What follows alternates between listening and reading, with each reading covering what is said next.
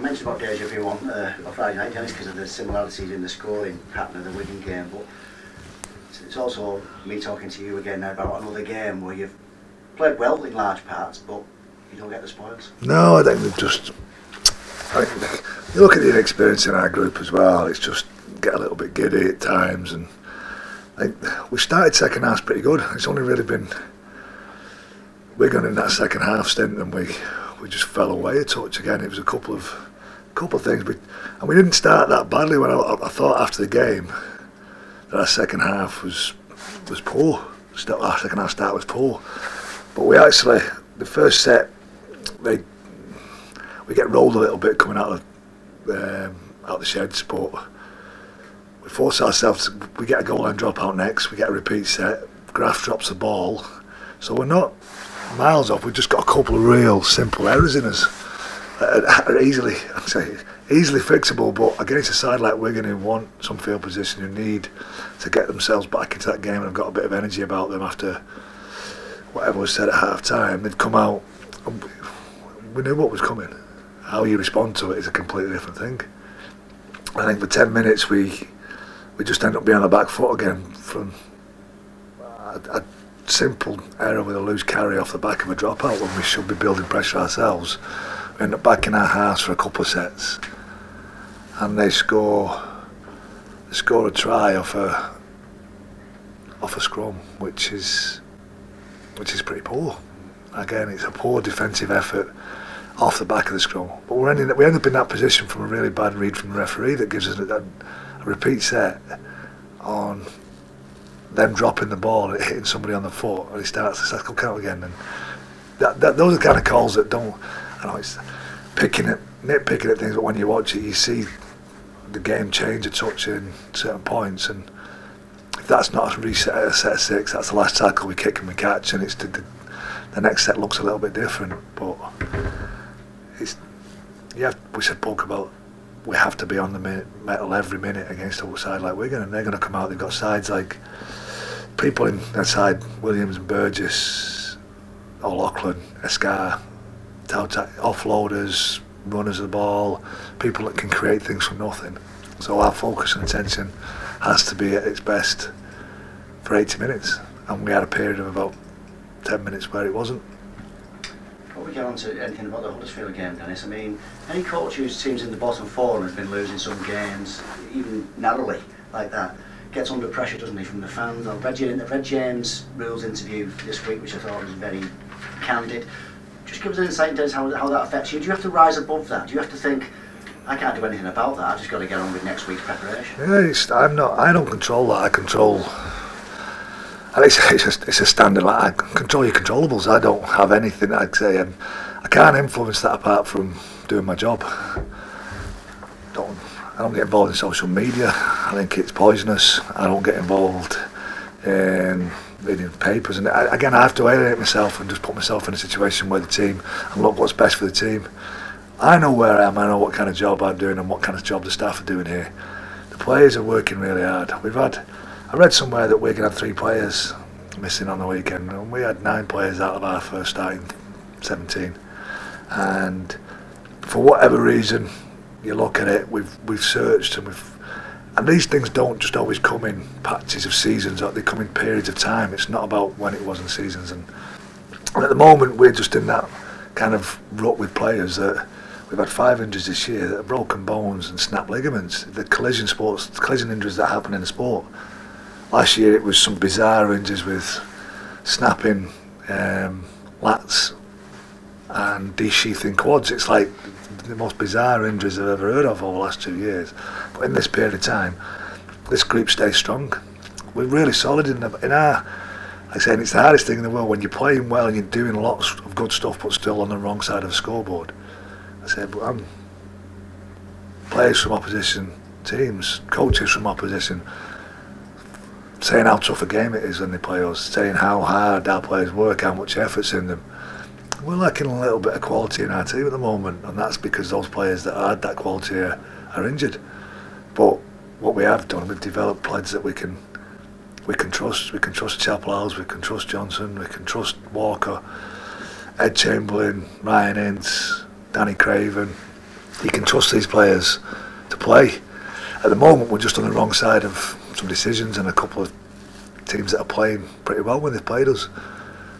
We've run into St Helens side that's flying. We've run into a Warrington side that played well against us. We've run into a Wigan side that can't lose at the moment. Again, and then we have 2 games where we lose all our bench, and we get a number of injuries during a game. That doesn't mean that we lose that game badly. We don't get beat by 70 points. At no point in that game do you think that we are vastly underdone or a team that's got 4 blokes that can't come back onto the field from injury. It looks like a competitive group of players just at the end. I said we've had 12 to 18 point scorers in the last 7-8 minutes of games.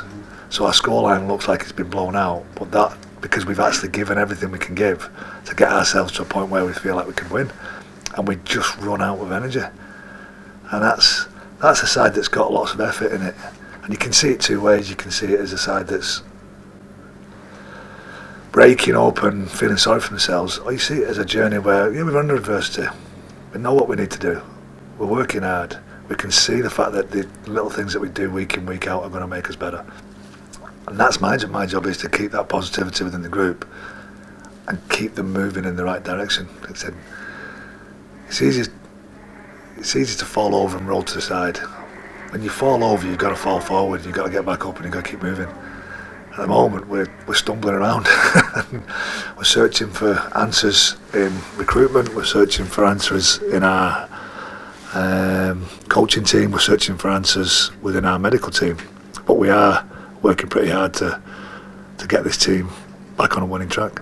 I think we've just tipped past the halfway mark of the regular season in terms of games played. That battle towards in the bottom half of Super League now it is really on, isn't it? So games like this one against Huddersfield, they become 4 pointers effectively, don't they? Well, yeah. Well, this is we need to take this one back because of the beat us here. So it's that we're going to equal up the ledger a little bit from home and away games. We felt that's the one game I felt that we've underperformed, and we underperformed for about 30 minutes. We dropped a couple of bombs, and we just second to reaction. There was no line breaks against us. You look at everything that goes on in the game.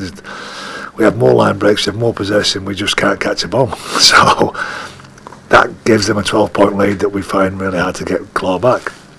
On the back of that, we know that in that group of games now, the sides are starting to pick up other wins along the way. I think I see Catalan's beating Hull on their home ground, and just gives them a little bit of a boost. Salford started to win a couple of games and then lose badly. Wakefield are not winning games, but they've got a couple of wins on us already. We've got a game on each of them. We've got to play Wakefield twice. We've got a game on Salford. So that 10 points, 2 points that were away on both of those games is catchable because we played them both. But we've got to start picking up wins. I think you can analyse it and you can say we need to do this, we need to do that, but it comes down to 1 point and 1 point. We need to win. We need to win. And we need to get a couple of games on a bounce to get our confidence going as a group.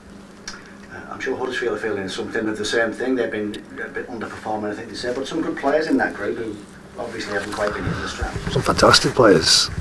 Okay, you look at the Kumatai, and you see Lee Ming's doing a great job out of 9, and Gaskell's a good player, Rankin's a good player. I mean, they've got some punch in their group.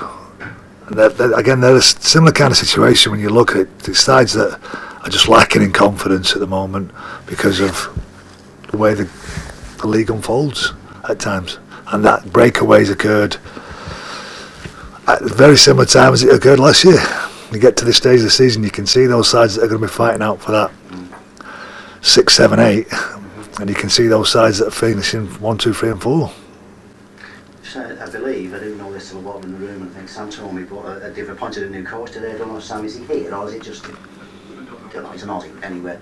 Yeah, he's an ex-ass. I can't remember his name, but I recognise his face now, so I remember him being a player. I didn't know he was coaching, but I believe he was on Newcastle staff as one of their, I don't think he was the assistant, I don't think he was anything, I don't think he was the assistant coach, I think he was a reserve grade coach. Whoever he is, the very fact that he's they've got someone in place now. They knew that Christon was going to be interim. They've got someone in place now. Will that give their players an opportunity to say, let's draw a line under this now? As a new fella come in, let's restart our season. Well, I don't know what you want me to say in that. I don't know what. There's always a reaction. There's always something that goes on when you want to try and impress somebody else. If lads are playing for contracts, if lads are doing, like say, they're trying to, they will. You can always expect some kind of reaction, but we can talk about that, and we know that when you watch them play, we know that there's things that we've got to do to be able to combat this group. Lloyd White, I know he played in the Coventry game. This was a whole different character of game against Winnie, wasn't it? Patrick Arvan, Lloyd White, Hep Cahill. Happy with their contribution? Did they come through okay? Yeah, huge. Again, you can tell we're a different looking side with the quality of players that we put back in there.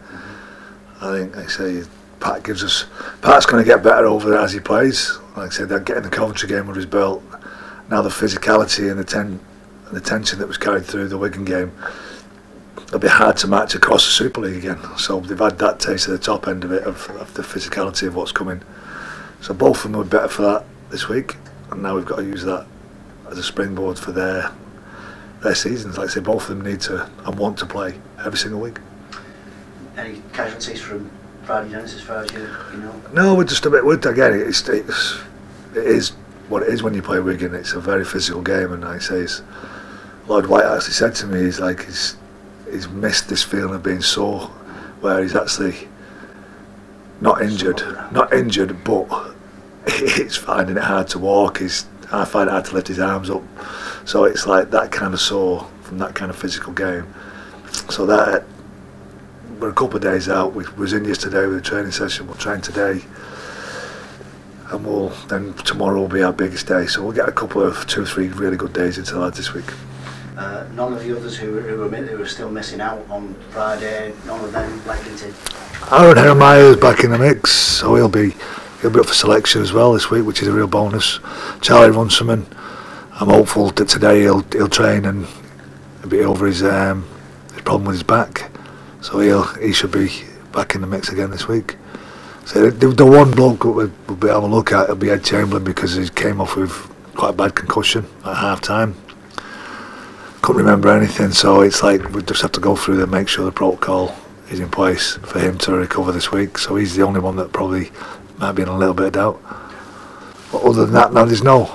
I said the long termers are there of Gil Dudson, Christian Inu, Christine, and John Miller's not far off as well. He's starting to be a little bit more pain free in some of his actions. So those 4 lads are probably still not going to be available for 2 or 3 weeks, in minimum.